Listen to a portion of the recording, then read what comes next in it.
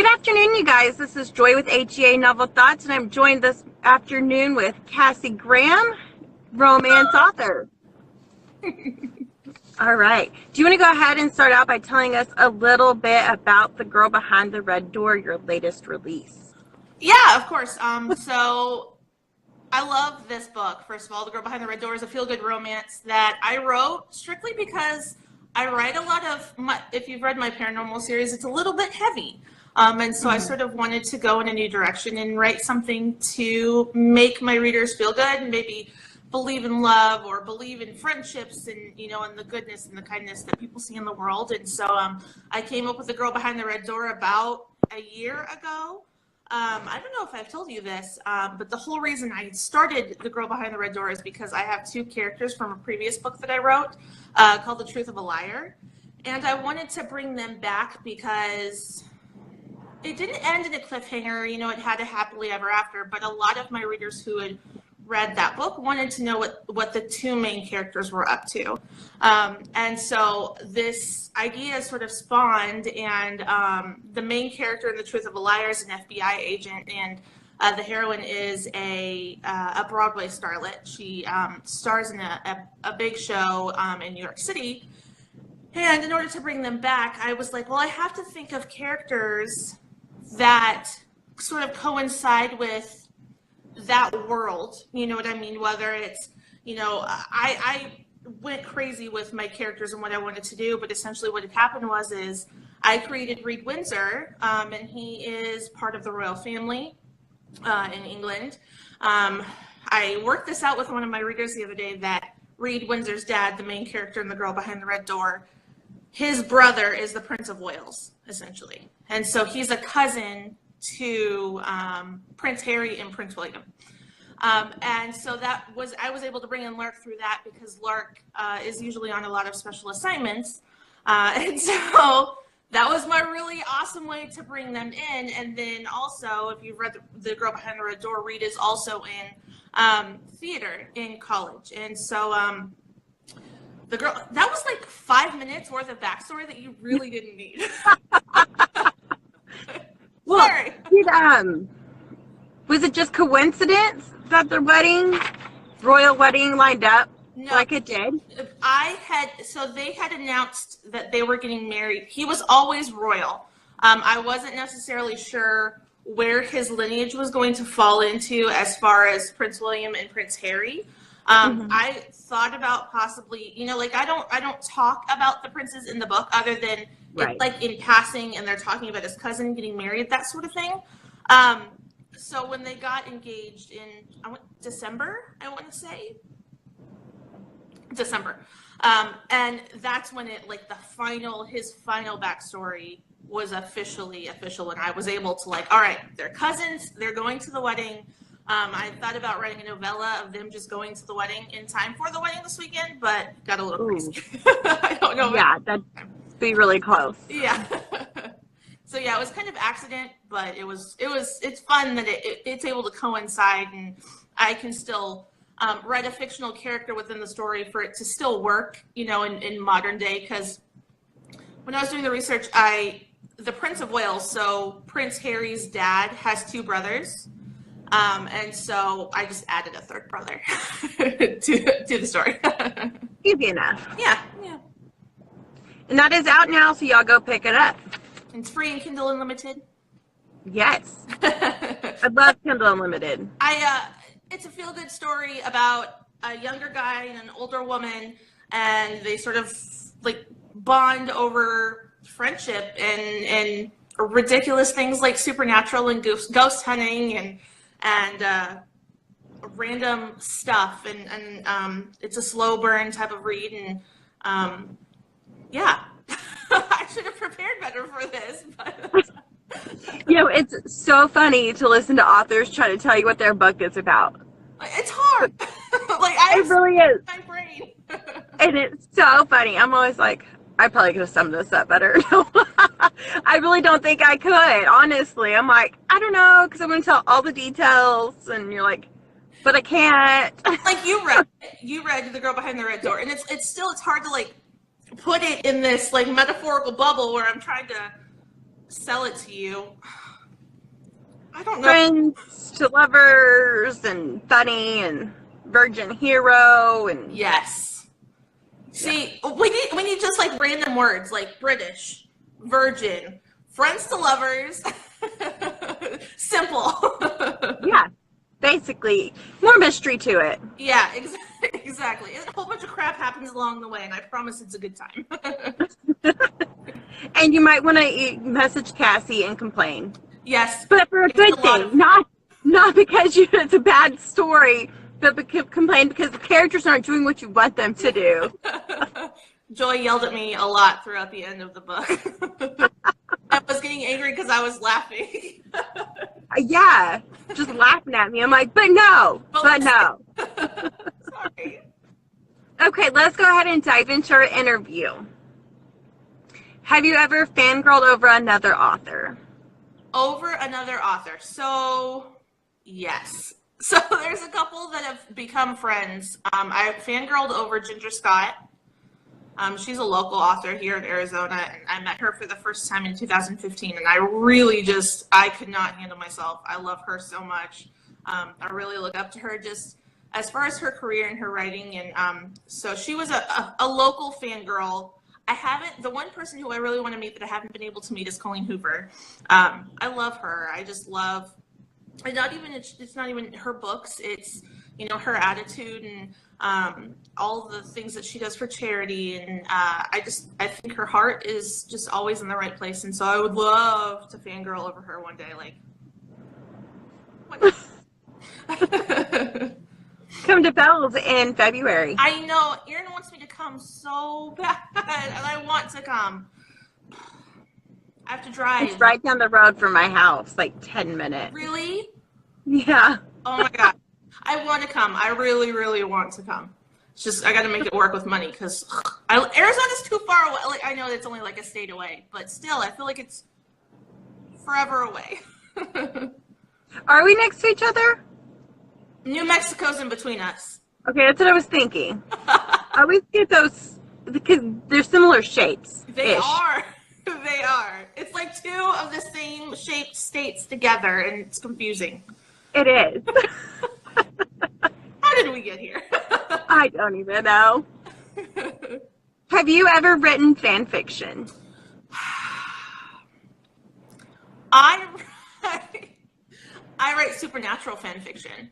I have never published it because I'm too much of a pansy. I wrote supernatural fan fiction, but for a little while after I'd started the show in 2005, and I really loved my dogs. I'm so sorry. I loved sort of exploring Sam and Dean in different scenarios, and then I also wrote a little bit of Harry Potter fan fiction back in the day.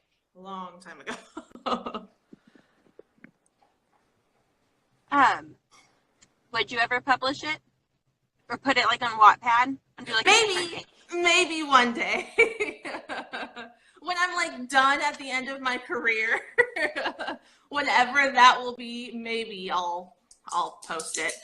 Honestly, Wattpad is kind of the way to go anyway if you're wanting to get those little stories out there that you don't want to write a full story for. I love Wattpad. I would really, really love to publish on there one day just for my readers. Yeah. I've seen a few authors do it. It's pretty neat. Yeah, it's fun, and it's just a cool outlet to sort of get your words out there to the people who want to read you anyway, Right. Yeah. Have you ever kept it a secret from your family or friends or spouse that you're an author? On my husband's side, they're a little conservative. And so for a really long time, I didn't let them read what I've written. And it's never really been a secret because I love what I do. And if you don't like it, that's okay too. You know what I mean? Yeah. So not really. I mean, his grandma, I've kind of like, I don't give her my books. I don't do any of that because I'm too terrified. Like my very first book, like the very first word is fuck or something. And she was like super offended by it. So we don't really, we talk about the fact that I'm an author and that I write, but we hardly ever go into actual logistics of what I do. Like, Right. I would, if I wrote, I would not want my granny to read it. no. And like my mom reads it. My mom loves the genre. She read the genre before I did. And so she actually, I got her in when I was, I think I was 17 or 18 when I got into Twilight. Have we had this conversation? Did you read Twilight? Do you like Twilight? I've never read it. Okay, that's right. I remember. Okay. I read that when the second book came out. So I was 17 at the time. And I got her into it, and then she just like took off without me into the romance genre. And I had never really even thought about writing romance. And so she sort of steered me in that direction, which is kind of cool. That's really fun. Yeah. Have you ever cried while you were writing? Yes. All the time. There's a couple of specific scenes that really stick out to me when I wrote the book. There's a specific person dies in The Truth of a Liar that really was really hard to write, and my readers are still angry at me about it. He wasn't a main character, but he was a side character that I really, really loved. And specifically, the girl behind the red door. I get really misty-eyed at the end of the book because I feel like, for the first time, I think, with any book that I've written, I sort of did both of the characters justice and how I wanted to portray them at the end. And so when I read The Girl Behind the Red Door at the very last minute, right before I published, like it brought tears to my eyes. I was such a dork, but yeah. Yeah. It's got to be emotional sometimes. Well, like you sort of, you kind of grow with these characters, and I feel like you grow up with them, and you go on these like insane journeys together. And it's almost like their family. So yeah, right. It can get a little emotional there at the end, especially at the end, because you don't want to let them go. I never want my characters to leave. Exactly. Not even just reading them. Yes, it's so hard. It's so hard to say goodbye. Have you ever tried any of the positions before writing them into the book? No. It's so funny that you say that. I had somebody, who was it? It was somebody in my husband's family, and they had read my book, and they're like, is that what it's really like in your bedroom? No. No. If it is, like, if art portrays life, right? Like, can we talk about E.L. James's sex life? And a lot of these, like, hardcore, like, no. I have not. Moving on. Have you ever co-written a book? No. I would love to, though. I would love to collaborate with an author. I think it would be so fun. Like Jiffy Kate. Oh my gosh. I love that they co-write together. I love that. They are a hot mess. Did you watch our interview? Yes. I watched it on YouTube yesterday. I was dying. I watched it like 4 times going through and deleting stuff. Because, I mean, it was entertaining, but just for YouTube, no one's going to watch all that. Right. So I was just like, I was still laughing the entire time through after watching it like 5 times during my edits. I'm like, this is just hilarious. They're so cute. I get to meet them in October, and I cannot wait. They're just so awesome and so sweet and so kind. I love them. They are amazing. They're really awesome. Have you ever had someone else's character make a cameo in your book? No. I had talked to Emmy Carter at one point, and I was going to put one of her characters in my book, and then it ended up falling through. Not because of her. She had given me permission. But because I was killing off the character, and I didn't want to kill off her character. And so like I decided to take it back and just make something else up. But I reach out to authors sometimes. I've reached out to a couple of my author friends asking like, hey, can I put them in there if it works with my story? I've never actually done it. I would love to though. I would really love to. I was gonna kill him, so I decided I won't make it him. That's funny. I decided not to kill him. Okay. I don't like any of my other questions. So I'm gonna ask. Can we talk about your YouTube channel, and we'll put a link up here for people to go visit you there. Okay. What inspired you to make a YouTube channel? Let's go with that. So I think I have a lot of. I've been publishing since 2014, and so I think I have a good balance of what used to be and what is. Now I'm still learning, and I still feel like a complete noob most days. Honestly, I struggle with sort of keeping my head above water, and I just wanted to start a channel, and I don't post all the time. I'm not on a schedule or anything like that. I post when I feel inspired to give advice to other writers or readers who want to eventually become writers.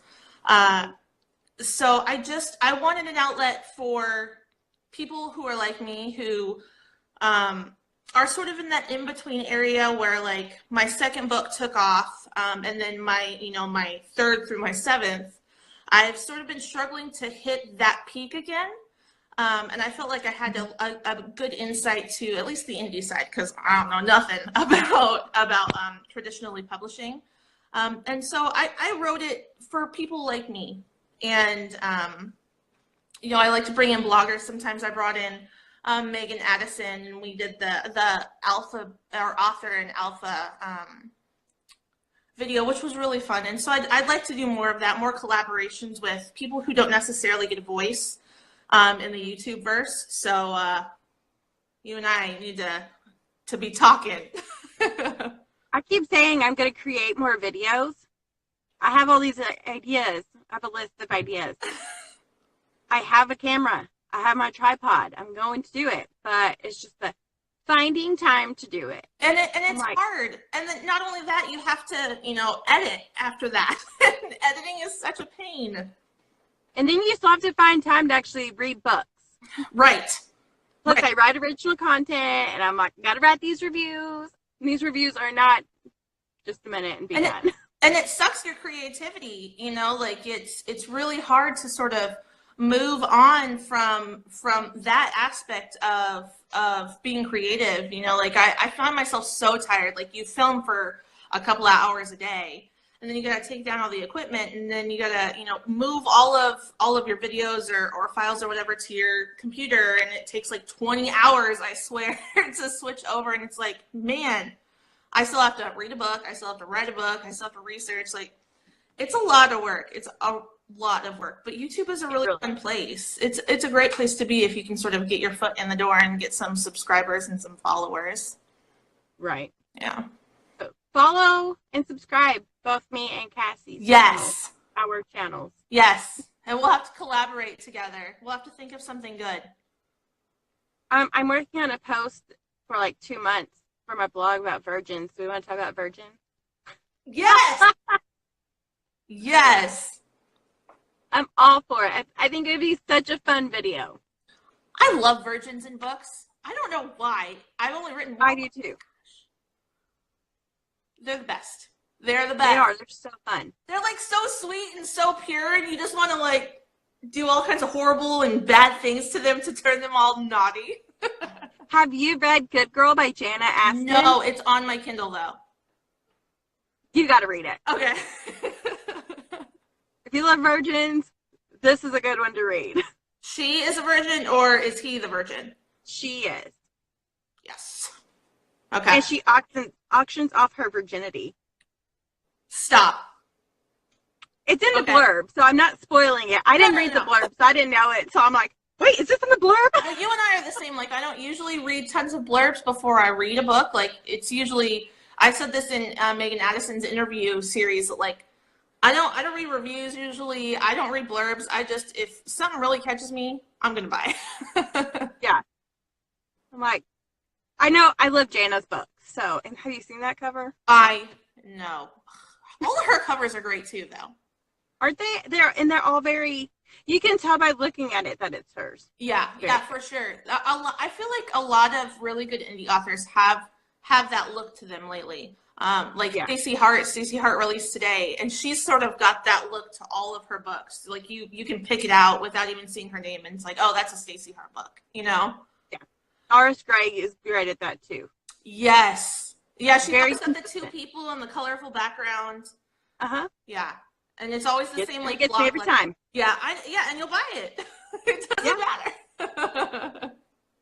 All right. I'm going to go ahead and let you go. Well, thank you so Uh, much for having me. Thank you for coming on. It was fun. I got to see you face to face. I don't think like we voice messaged each other, but we've never like seen each other face to Yeah, face. I love this. Yeah, it's so fun. I feel like my eyes are funky in the videos, but I'm like, hopefully they're watching her and I not know. my I'm face. thinking too. Fine. It's fine. We'll figure it out the next time. All right, you guys, thank you for coming, and don't forget to subscribe. Bye.